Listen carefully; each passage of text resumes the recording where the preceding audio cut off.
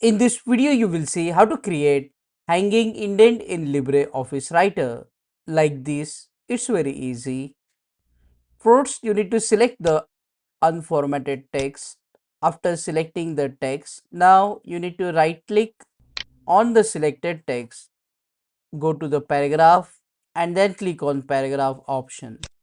You will see this dialog box. Now you need to click here on the indents and spacing.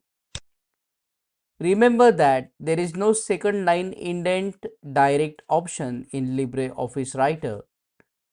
So we will make the use of one trick here. Next to the first line option, you need to type -1.00, or you can also use minus 0.5 as well, and then click on OK. So as you can see, here we have created a hanging indent. However, it's not a exact second line indent, but it gives you a feel of hanging indent.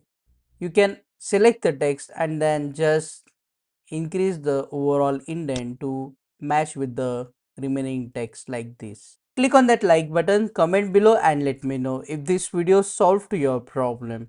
And don't forget to check out these useful videos if you want to learn LibreOffice Writer quickly. See you again in the next one.